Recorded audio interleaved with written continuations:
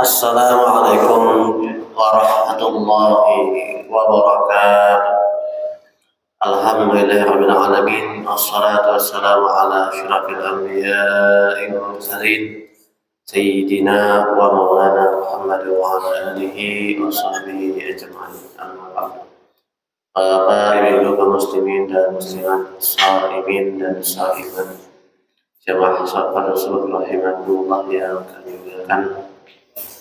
Kembali pada sore ini sebelum kita melaksanakan salat subuh berjamaah, terlebih dahulu kita dengarkan tafsir Ramadan yang mana seyogianya disampaikan oleh Ustaz Dr. Haji Ruhyat SAGPDI. Namun karena beliau ada acara lain, ada tugas lain, maka digantikan oleh kawan-kawan beliau di tadi malam, dan subuh ini akan diisi oleh Ustaz Dr. Haji Dukni SPDI MPD, dan insyaallah zuhur dan asar nanti diisi oleh Ustaz Dr. Haji Ruhyat SAG MPD. Untuk kepada beliau Ustaz Dr. Haji Dukni kami persilakan dengan segala.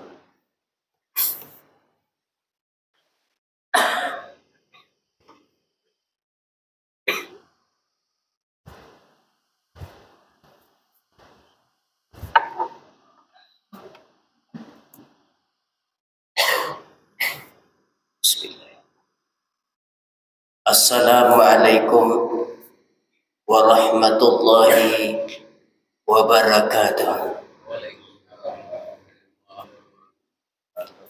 Bismillahirrahmanirrahim. Alhamdulillahilladzi an'ama 'alaina bi ni'matil iman wal islam wa hadana ila sabilis salam. Asyhadu an la ilaha illallah wahdahu la syarika lah, wa asyhadu anna sayyidina wa nabiyyana Muhammadan abduhu wa rasuluh la nabiyya ba'dahu, amma ba'd. Qalu subhanaka la ilma lana illa ma 'allamtana innaka antal alimul hakim, wa la hawla wa la quwwata illa billahil aliyyil azim. Bapak Ibu kaum muslimin jamaah, kaum muslimin dan muslimat jamaah salat fardu subuh yang dimuliakan oleh Allah Subhanahu wa taala. Bersyukur kita atas segala nikmat yang telah diberikan Allah, alhamdulillah. Bersalawat kepada baginda Rasulullah sallallahu alaihi wasallam. Allahumma shalli ala sayyidina Muhammad wa ala ali sayyidina Muhammad. Karena momennya tadi malam adalah merupakan 17 Ramadan, yang mana Allah Subhanahu wa taala telah menurunkan Al-Qur'an. Yang Al-Qur'an adalah merupakan yaitu pedoman umat Islam, dan juga bagi yang membacanya akan mendapatkan pahala. Bahkan nanti di yaumil kiamah kita pun akan mendapatkan yaitu syafaatnya. Syafaat Al-Quran bagi orang yang membaca. Bagi yang tidak membaca, maka jangan harap kita akan mendapatkan yaitu syafaatnya daripada Al-Quran. Al-Qurannya diturunkan 6.666 ayat. Maka Allah Subhanahu wa taala di sini akan membagi daripada hal-hal tersebut. Di antaranya Allah menjelaskan tentang perintah. Amar itu 1000. Bagaimana perintah? Aqimis shalah wa ita'iz zakah, kerjakan salat dan tunaikan zakat, itu 1000. Lalu juga Allah Subhanahu wa taala 1000 juga menjelaskan tentang larangan. Tadi perintah lalu larangan. Lalu nanti 1000 lagi Allah Subhanahu wa taala menjelaskan tentang bagaimana pahala orang yang mengerjakan perintah Allah. Lalu 1000 lagi Allah Subhanahu wa taala menjelaskan bagaimana siksa orang yang meninggalkan perintah Allah. Dan juga 1000 lagi Allah Subhanahu wa taala menjelaskan tentang sejarah. Serta 1000 juga Allah Subhanahu wa taala menjelaskan tentang ibrah dan amsal. serta 500 Allah Subhanahu wa taala menjelaskan tentang halal haram, dan juga 100 tentang nasakh dan mansukh, serta 66 ayat Allah Subhanahu wa taala menjelaskan tentang istighfar, tentang doa dan juga zikir. Ini sudah dikategorikan oleh Allah Subhanahu wa taala. Maka total seluruhnya adalah 6.666 ayat. Yang hal ini yang selalu kita baca, dan juga yang siapa yang akan membacanya akan mendapatkan pahala dari Allah Subhanahu wa taala. Saudara-saudara kaum muslimin jamaah salat pada subuh rahimakumullah. Kita bisa membayangkan khairukum man ta'allamul Qur'an wa 'allamahu. Sebaik-baik kamu kata Allah adalah orang yang belajar Al-Quran. Jadi kalau orang yang belajar Al-Quran itu bagus.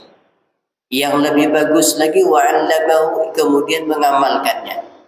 Al-Quran tidak sampai di situ saja. Al-Quran tidak sampai terbatas ia saja, akan tetapi Al-Quran itu diajarkannya kepada generasi-generasinya. Baik kepada anaknya, kepada cucunya, kepada saudara-saudaranya. Ini yang lebih baik. Jadi maka dari itu Al-Quran tadi tentu saja kita bagaimana kita cara membacanya, cara untuk membacanya dengan tajwidnya yang tepat hurufnya. Jika kita salah saja, sedikit saja kita melenceng, maka maknanya pun akan berubah.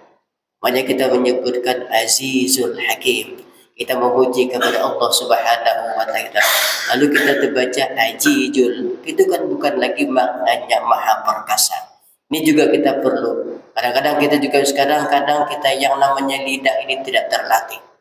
Maka dari itu Al-Quran tadi selalu kita baca, selalu kita ulang-ulang murajaah lagi kita bagaimana yang seharusnya baca.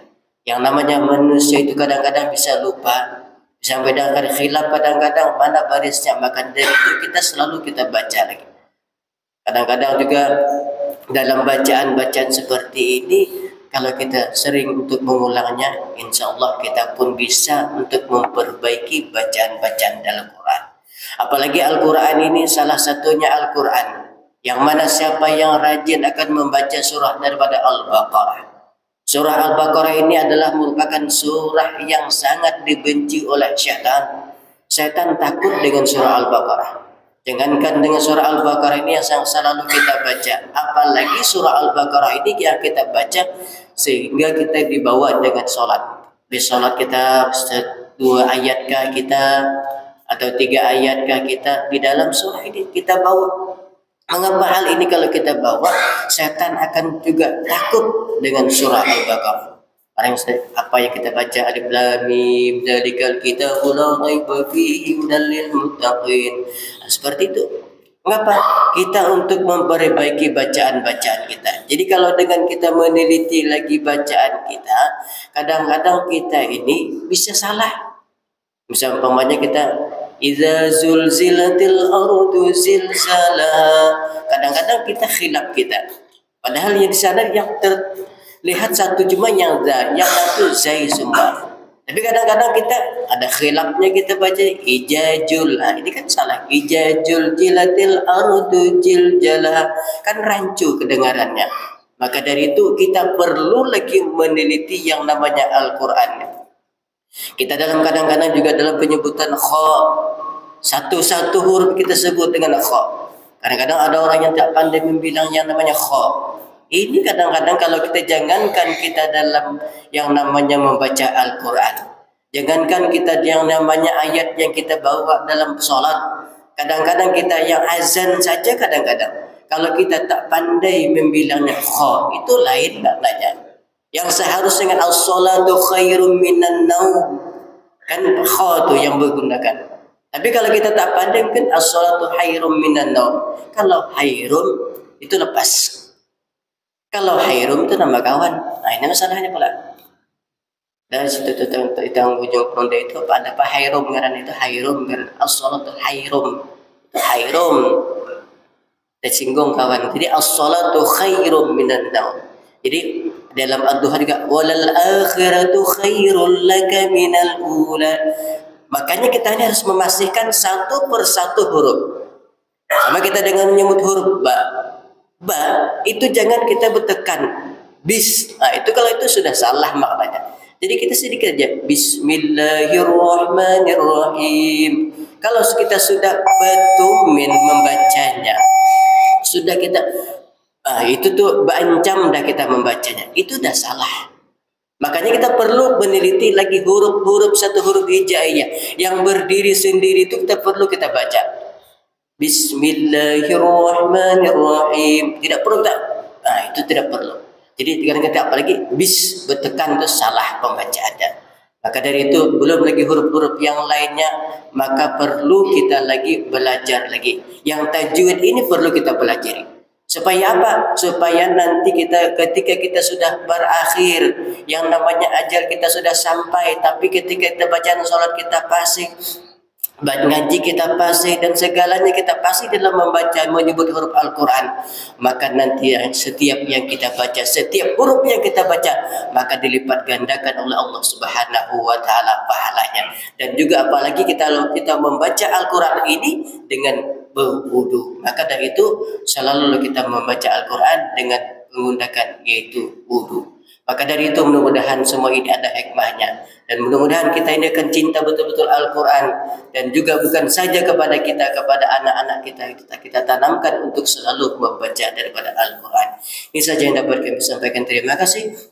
Wabillahi taufiq wal hidayah.